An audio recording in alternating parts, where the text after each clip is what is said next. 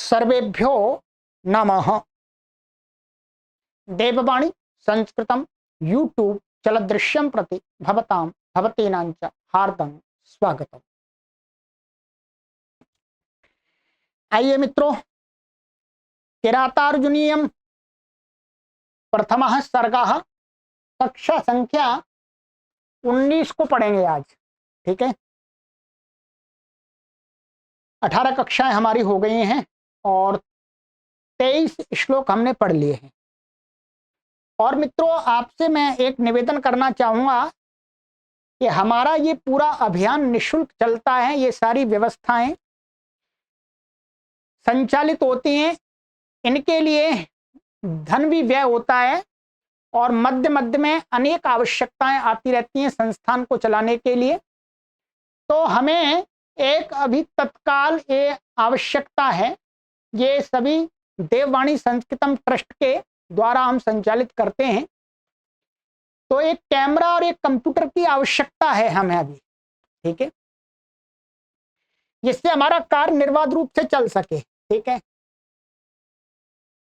Camera अच्छी quality का हमें चाहिए इसके लिए। ठीक है, तो कैमरे की जो लागत है वो लगभग 1.5 लाख रुपए के करीब होगी, अच्छे कैमरे की। ये मानिएगा जो 3, 4, 5 साल ठीक से कार्य कर सके।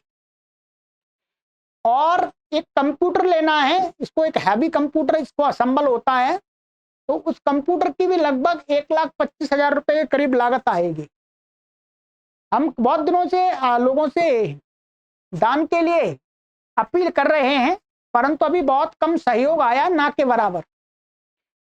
तो ये आपसे हम निवेदन कर रहे हैं, आप भी हमारा सहयोग कीजिएगा। इसमें निःशुल्क ऑनलाइन संस्कृत शिक्षण केंद्र है, को तत्काल अच्छी गुणवत्ता वाले एक कैमरा तथा एक कंप्यूटर की आवश्यकता है, जिससे अबाध रूप से निःशुल्क संस्कृत शिक्षण का कार्य हमारा चलता रहे। सभी दानी महानुभावों से छूट रहा है, विनम्र निवेदन है कि हृदय खोल करके इस कार्य हेतु धन प्रदान कीजिएगा।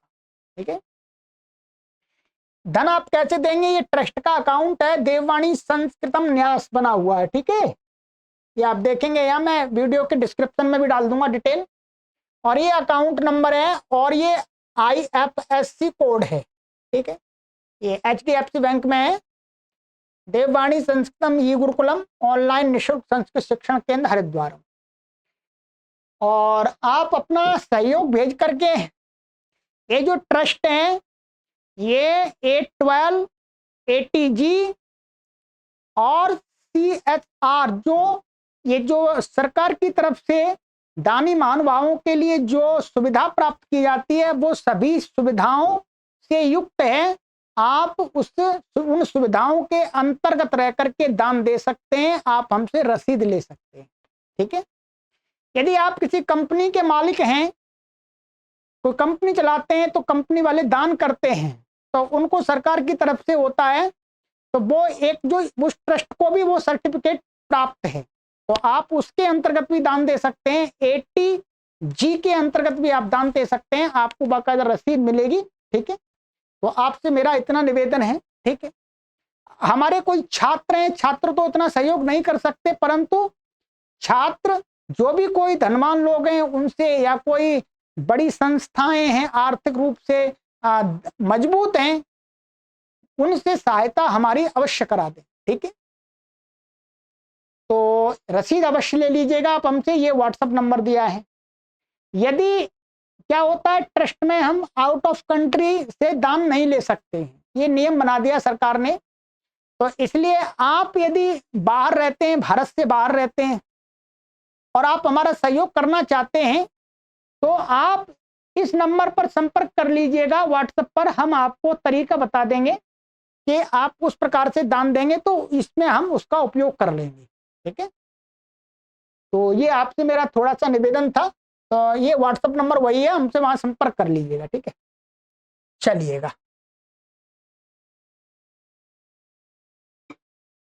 हाँ, तो गत कक्षा में मैंने आपको एक श्लोक पढ़ाया था मित्रों,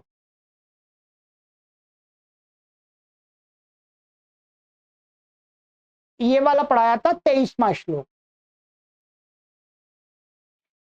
अब इसके आगे का, इसमें यही बता रहे थे कि अब जो वनेचर है वो दुर्योधन की कमजोरियों को भी बता रहा है, युधिष्ठिर को प्रोत्साहन देने के लिए।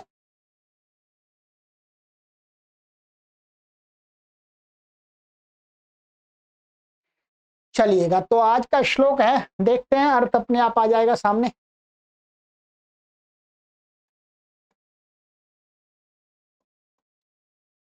वनेचर कहता है,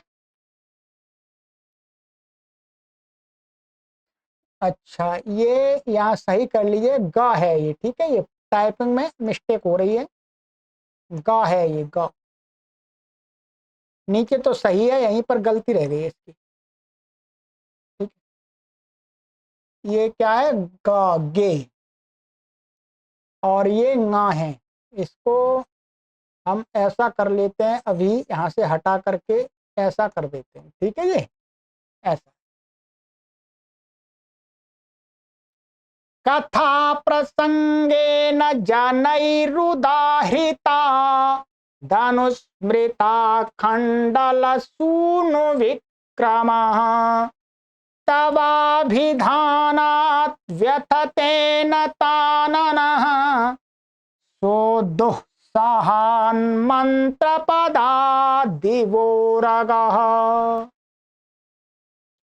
24 नंबर का श्लोक है, चलिएगा। अन्वय पद देख लीजिएगा, आइए।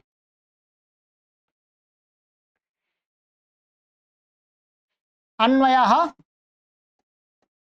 अन्वय इसका, कथा प्रसंगेन जनैः उदाहृतात् तव अभिधानात् अनुस्मृता खंडल सूनुः,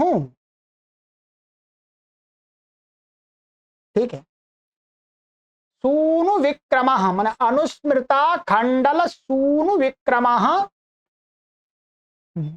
सुदुःसहात् मंत्रपदात् उरगा इव नताननः व्यथते। इस श्लोक के वास्तव में दो अर्थ निकलते हैं। क्या? इस श्लोक के दो अर्थ निकलते हैं, इसलिए इस श्लोक में श्लेष उपमा अलंकार माना है। अभी बात करेंगे। एक यहां पर, यहां से आता है कि ये उरगा इव, एक तो ये सांप, उरग का अर्थ होता है सांप, इसके साथ में ये पूरा अर्थ निकलता है, और एक दुर्योधन के संबंध में निकलता है, ठीक है। दोनों अर्थों को देखेंगे, आइए। अब हम पहले दुर्योधन वाला ही देखते हैं और उसको उपमा रूप में फिर घटा लेंगे, ठीक है।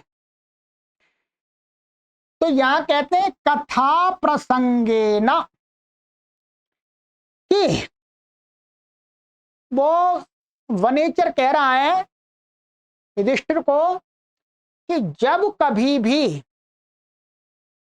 दुर्योधन की लोगों के साथ में, माने उसके अपने राज्य में, अपने उन लोग किसी जो भी उसके साथी हैं, मित्र हैं, या जो भी सहयोगी है, उनके साथ जब वो चर्चा करता है, माने कथा प्रसंगेन जनैः सह, माने कथा प्रसंग में, माने लोगों के साथ चर्चा में, कहते हैं कि लोगों ने, माने कथा प्रसंग से, माने जब कभी आपस में चर्चा करते हैं तो लोगों के साथ चर्चा होती है, तो उन लोगों के द्वारा, जनैः माने लोगों के द्वारा, उदाहृतात् तव अभिधानात्, उदाहृतात् का अर्थ है उदाहरण के रूप में, उदाहरण के माने बात करते हैं तो उदाहरण के रूप में अथवा आपकी चर्चा चर्चा माने नाम आपका उच्चारण, तब अभिधानात तुम्हारे नाम के उच्चारण से, चर्चा में आपका नाम आ जाता है तो उससे कहते हैं। और अनुस्मृता खंडल सूनु विक्रम के, अनुस्मृता खंडल सूनु विक्रम का अर्थ है कि वो दुर्योधन, ये दुर्योधन का विशेषण बन रहा है यहां कि वो दुर्योधन कैसा है, वो अनुस्मृता खंडल सून विक्रम, अर्थात अर्जुन के पराक्रम का, अर्जुन के पराक्रम का स्मरण करता हुआ, मैं उस स्मरण कर किया हुआ है उसने। जैसे ही वो अर्जुन के पराक्रम का स्मरण करता है तो जो दुर्योधन है वो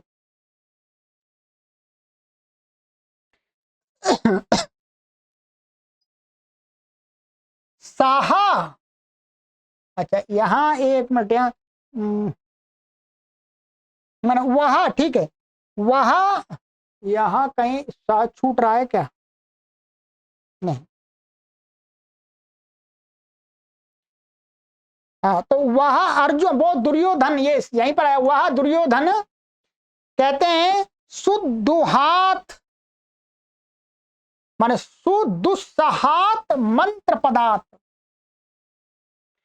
कि जो असह्य पद माने मंत्र से, माने जो ये जो लोगों के द्वारा आप लोगों का नाम लिया जाता है और वो अर्जुन के पराक्रम का स्मरण करता है, तो जो क्या है, जैसे अब कहते हैं कि दुस्सहात मंत्र पदार्थ उरगा इव नता ननहा व्यथते, व्यथते अर्थात जिस प्रकार से उरग, उरग माने जो सर्प होता है, तो सर्प जब किसी को काट लेता है तो काट लेता है तो उस सर्प को, सर्प का विष उतारने के लिए उसको पकड़ते हैं, सर्प को फिर उस टोकरी में रखते हैं उसको और फिर मंत्र उच्चारण करते हैं, मंत्र उच्चारण करते हैं तो उस मंत्र में ध्यान रखेंगे, तब उस मंत्र में कहते हैं कि उस मंत्र में एक तो वासुकी शब्द आता है और एक आता है तार्क्ष,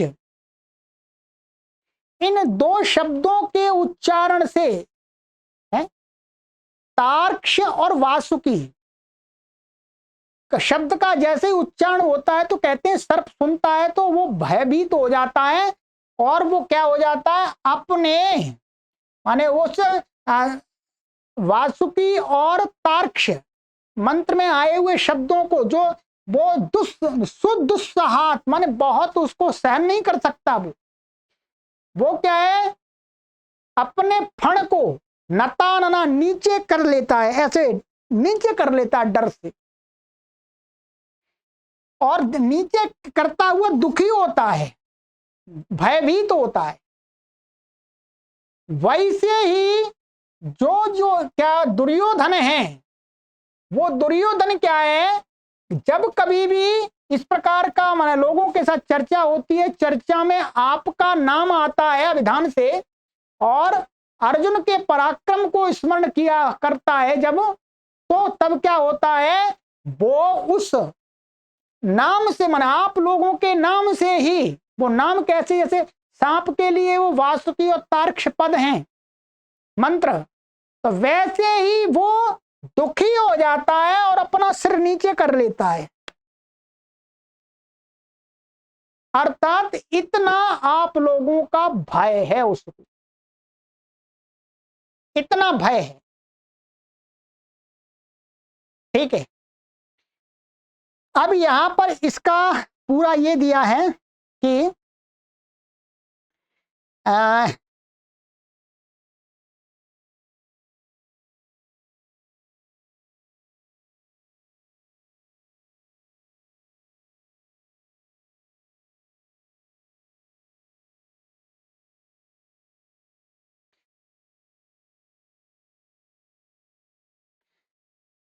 वनेचर युधिष्ठिर से कहता है कि महाराज आपके नाम श्रवण मात्र से तथा अर्जुन के पराक्रम का स्मरण करने मात्र से दुर्योधन उसी प्रकार से व्यथित हो जाता है, दुखी हो जाता है,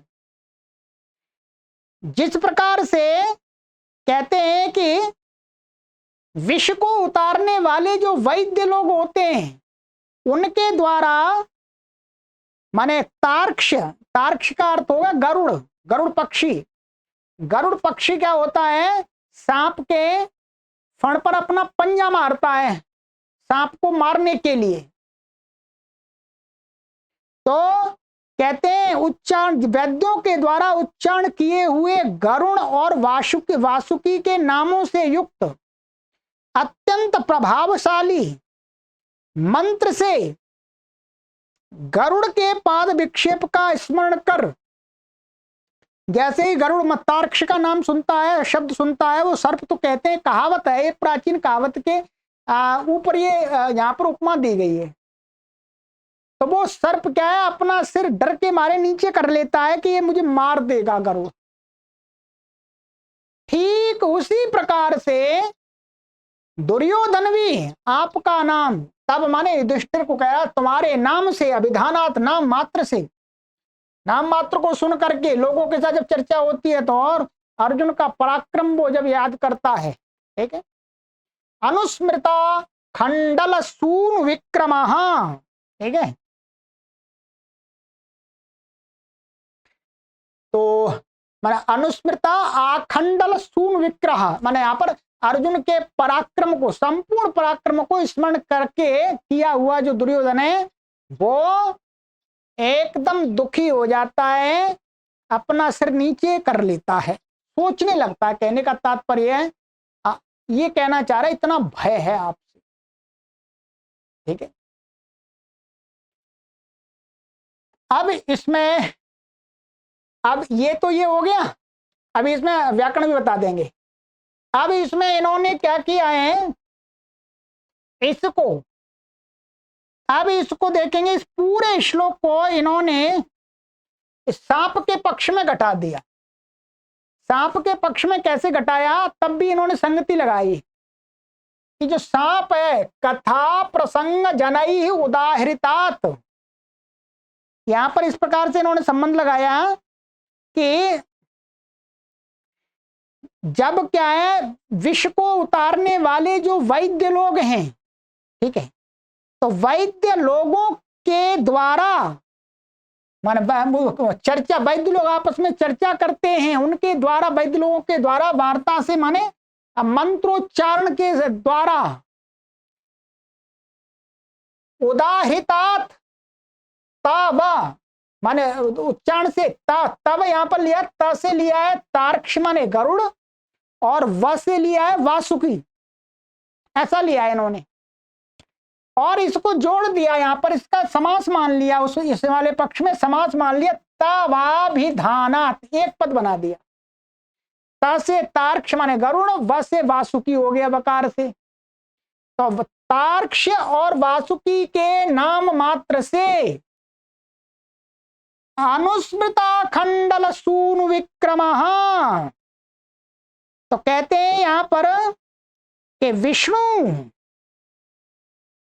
माने याद किया हुआ है, आखंडल सूनु माने तब वो क्या है, विष्णु माने विष्णु का स्मरण करता है वो सांप, विष्णु के पराक्रम का कह रहे हैं यहां पर, ठीक है।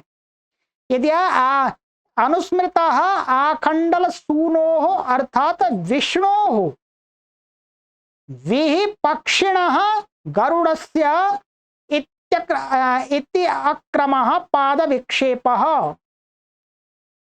तो विष्णु या विष्णु से संबंध लगा करके गरुड़ को लेके आए, तो गरुड़ का पैर की चोट को याद करता है, क्या हुआ वो सर्प, ये सर्प का विशेषण बन गया। वे पहले दुर्योधन दुस्सहात मंत्र पदार्थ, उस मंत्र पद के जो सहन नहीं कर सकता उसको, तो नता नना व्यथते, नीचे झुका करके वो दुखी होता है सर्प। इस प्रकार से इन्होंने इस श्लोक के दो अर्थ निकाल दिए जाते हैं, इसलिए श्लेष अलंकार माना गया, श्लेष उपमा अलंकार। एक तो उरग से उपमा भी दी है दुर्योधन को, जैसे सांप है वैसा ही दुर्योधन है। सांप अपने आप को शक्तिशाली समझता है, परंतु इस अवस्था में आकर के वो भयभीत हो जाता है। वैसे ही दुर्योधन भी आपका जब प्रकरण आता है, आपकी बातचीत होती है, तो वो डर जाता है। इससे क्या हुआ, इससे वनेचर ने युधिष्ठिर का उत्साह और बढ़ा दिया। ये बढ़ा दिया कि आप आराम से दुर्योधन को जीत सकते हैं, जीत सकते हैं आराम से। तो ये हो गया, ठीक है। चलिएगा अब चलते हैं, इसका व्याकरण थोड़ा देख लेते हैं। कथा प्रसंगेन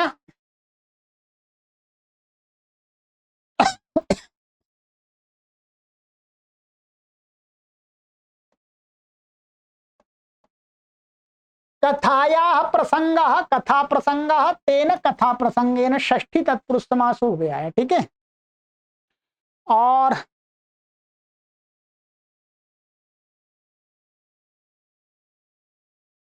ये जनई ही तृतीय व्यक्ति बहुवचनांत ही है। उदाहृतात उदाहृत, और पंचमी व्यक्ति एक वचन का है उदाहृतात, ठीक है। तावा अभिधानात, तब ये युष्मद का षष्ठी व्यक्ति एक वचन का हो गया। दुर्योधन के पक्ष में तो ये पद अलग माना गया है षष्ठी व्यक्ति, और ये अलग माना गया पंचमी व्यक्ति एक वचनांत। जब हम सांप के पक्ष में घटाएंगे, उरग के पक्ष में घटाएंगे, तब ये दोनों एक ही पद माने गए, तवाभिधानात्।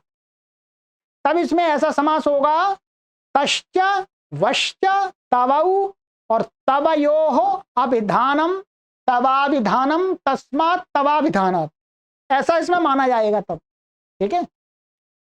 वैसे अभी तो हम जब वनेचर और युधिष्ठिर और दुर्योधन के पक्ष में देखेंगे तो समास नहीं है, अलग अलग पद हैं, वो तब षष्ठी का एक वचन का है, और ये अभिधानात् पंचमी व्यक्ति एक वचन है। अनुस्मृता खंडल सून विक्रम, इसका समास है कि अनुस्मृता आखंडल सूनो विक्रम,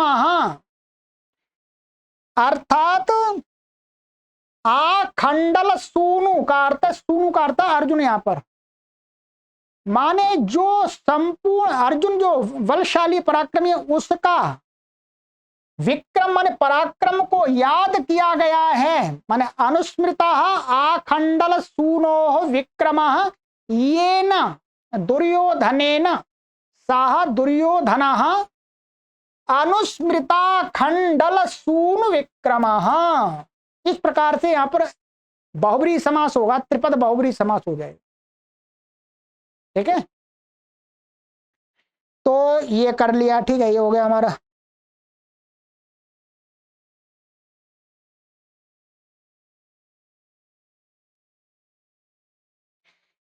नतानना, अच्छा है, आगे ये हो गया। फिर हमारा है यहां पर क्या है, सुदुस्सहात, तो दुस्सह पद ले लिया है, दुस्सह, और सुष्ठु सुष्ठु दुस्सह दुस्सह सुदुस्सह, तस्मात् सुदुस्सहात, ऐसा लिया है। इसमें क्या कुगति प्रादय से प्रादि तत्पुरुष समास कर दिया है सु के साथ में, दुस्सह पद पहले ही ले लिया है, ठीक है। यहां पर क्या है, दुर उपपद रहते हुए सह धातु से खल प्रत्यय किया है व्याकरण में वास्तव में, पर हम यहां पर सीधा ले लेते हैं दुस्सह पद, दुह दुस्सह, फिर उसका सु के साथ समाप्त कर दिया, पंचमी व्यक्ति वज्रांत है। मंत्र पदार्थ तो मंत्रस्य पदम मंत्र पदम तस्मात् मंत्र पदात्, तो ये षष्ठी तत्पुरुष समास हो गया आपका। ठीक है, पूरा गाहा यहाँ विसर्ग था तो वो तो संधि से लोप हो जाएगा है, भो भगो अगो पूर्वशी लोपा शाकल्यस्य। नता ननहा इव अव्यपद है। ठीक है, ये प्रथमा व्यक्ति उपनांत है। नता ननः, तो नतम आननम यस्य सह नता ननः, ये बहुव्रीहि समास हो गया। ठीक है,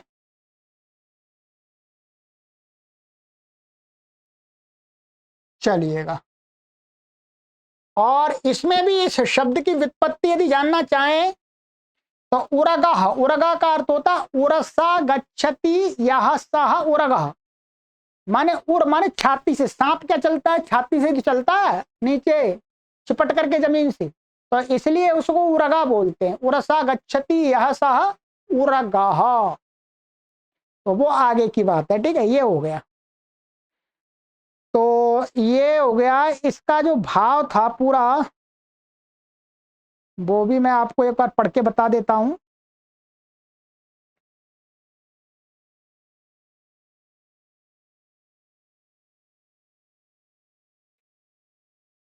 वनेचर युधिष्ठिर से कहता है कि महाराज आपके नाम के श्रवण मात्र से तथा अर्जुन के पराक्रम की याद कर दुर्योधन उसी प्रकार व्यथित होता है जैसे श्रेष्ठ विश्व वैद्यों द्वारा उच्चारण किए गए गरुड़ और वासुकी के नामों से युक्त अत्यंत दुस्साह